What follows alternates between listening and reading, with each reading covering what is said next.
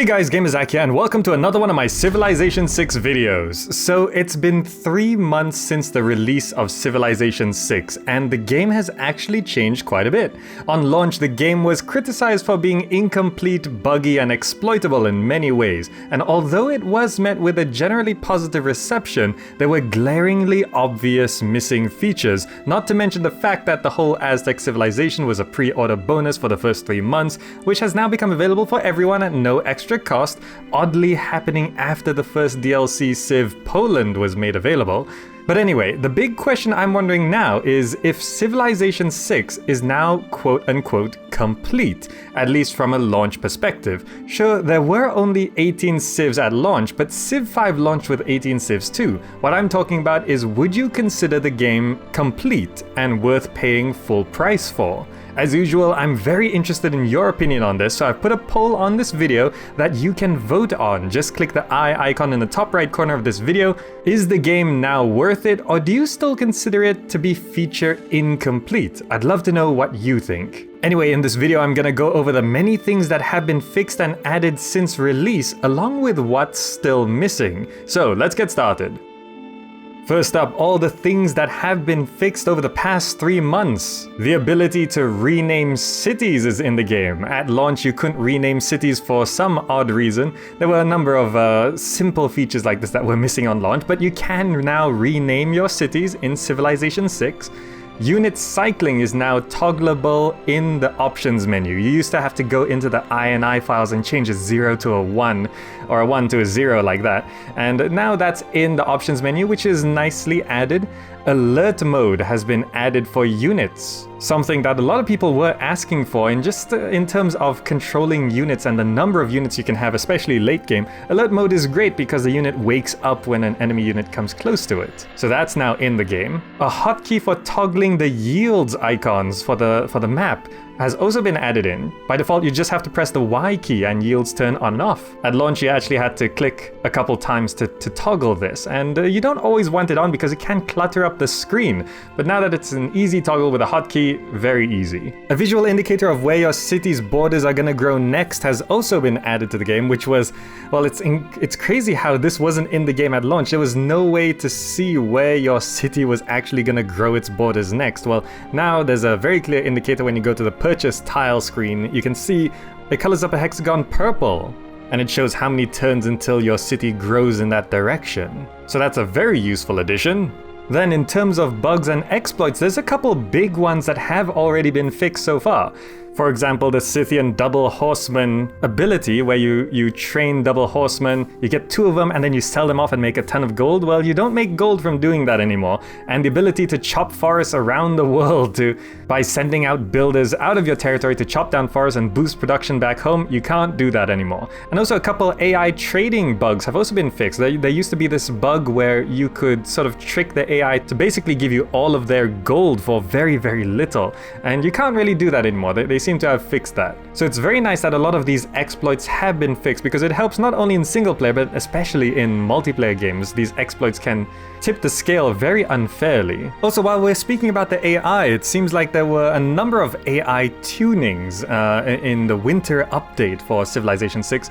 And the AI is supposed to be much better now. Some of the things listed were improved AI deal negotiations and analysis, handling of promises, tactical handling of great admirals and great generals, on building forts and resource grabbing, and all sorts of other AI improvements which should make the game a bit better in single player or multiplayer games with the AI. Though I do have to say that the AI still seems rather lackluster at times, and the AI doesn't in any way do some proper strategy to defeat you. They still require higher difficulty levels, which is still pretty much cheating and artificial bonuses to get them to compete with human players. Then some new gameplay modes were added to the game as well. Single player scenarios are in, with Jadwiga's Legacy and those Vikings game. And there's a few multiplayer scenarios now as well, which can be fun. Poland has been added in a DLC, so we finally got our first new civilization. We knew Poland was coming for sure because there's winged hussars in the intro cinematic. So Poland's in the game now. And finally, of course, the Aztecs, which were a pre-order bonus to have them for the first 3 months. Well, 3 months is over and now everyone has the Aztecs.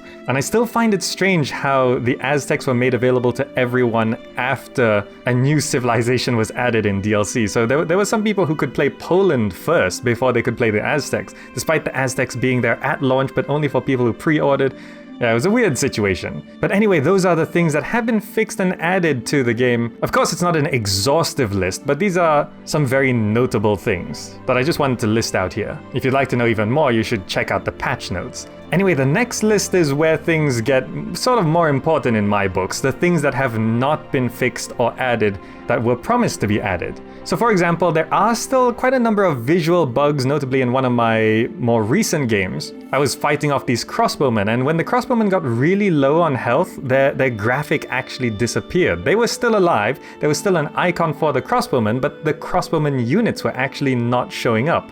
So there were these invisible crossbowmen, which can be confusing if you're not paying attention. The previously built thing in a city's production chooser. I'm not sure if this is happening to everyone, but this has been broken since the game's launch for me. Basically, whatever you build in a city, at the top of the production chooser, it's supposed to show what you built last, and it's always wrong for me. It's either the thing before last or just something completely unrelated. Then something a lot of people have been wanting but still isn't in the game, build queues. You can't queue up production in a city, which especially considering how in Civilization 6 you're supposed to play a lot wider rather than tall. You can have many cities. Not being able to queue up production can really take up a lot of time later on in the game. You know, it'd be nice to just queue up a few military units or queue up a scout, then builder and settler at the start of the game or something like that, or even just queue up a couple buildings. I'm not sure why that's not in the game quite yet. Something I have seen a few people complain about is not being able to control the camera movement with WASD. It is bound to the arrow keys right now, but you can't rebind the arrow key movement. And as far as I know, you can't bind moving the camera around to WASD. Something that is a big issue for me in terms of multiplayer now is that when you go to the multiplayer lobby to see what games are available, well, the multiplayer games are shown by region. Now, this isn't really something that they promise to be fixed. It's just how the game works, and I like to reiterate this. Basically, the multiplayer games that show up, if you host a game or you're looking for a game to join in multiplayer, for a public game anyway, it will only show games from the region that you set as your download region in Steam. So for example, in Steam, my download region is Malaysia. So it shows games that are in Malaysia. And that can be a huge problem because there aren't many people who play Civilization or Civilization 6 in Malaysia. You know, I tried setting it to a few other countries. I tried setting it to Mexico and no game showed up. Then I set it to where I thought would be popular, for example, London, and 5 games showed up. So finding a multiplayer game is very difficult if you live in a place where people don't play Civilization 6. And I just want to point this out one more time because I think it is something that, well, it's never really talked about.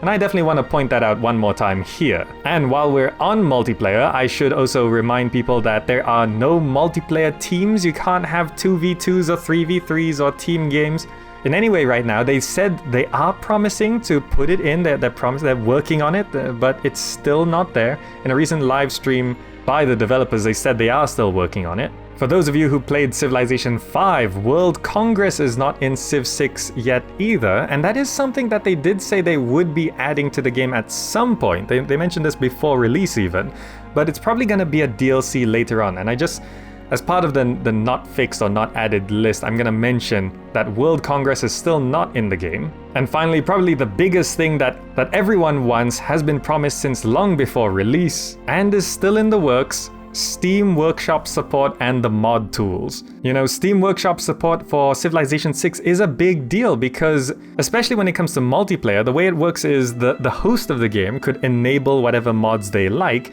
and whoever joins the host game, those mods will automatically download to your side. So you don't have to go download various mods to join someone's game. You'll be able to just jump into any modded game that you like through multiplayer, and that's a big deal. And of course, the mod tools to actually enhance how much you can mod of Civ 6 is a big deal. Mods are I consider mods to be a very, very important part to enhance the longevity of any game. I don't see why any game should not be able to be modded, because it just allows people to upgrade things themselves. Might as well give the option, right? But anyways, the mod tools and Steam Workshop have not been added to the game. They are still being worked on, as mentioned in that recent livestream as well. It's still on the way, but no fixed date so far. And as with the fixed list, of course, this is not an exhaustive list, but it's everything that I think is important to be listed right now. Anyway, that's the state of Civilization 6 3 months in. Personally, I love how many things have been fixed and added in a relatively short amount of time. But I'm still somewhat annoyed that most of those things weren't as they are now on launch. Also, the fact that many of the big promises of what's supposed to be coming were mentioned long before release, and they're still not here, and there's still no sign of them releasing anytime soon. Especially in terms of Steam Workshop and multiplayer stuff. But either way, that's it for now. What do you think? Leave a comment down below to share your opinions or experiences, and remember to vote in the poll with the eye icon in the top right corner. Have the fixes so far made the game worth it? Let me know. Also, if you're looking for more Civ 6 content, you can check out my video talking specifically about the incomplete state of the game at launch, or check out my recent quick game with Poland, the latest Civ added to the game. And that's it from me. My name's Gamer Zach. Thank you so much for watching, hope you enjoyed the video and found it useful, and I'll see you in the next video.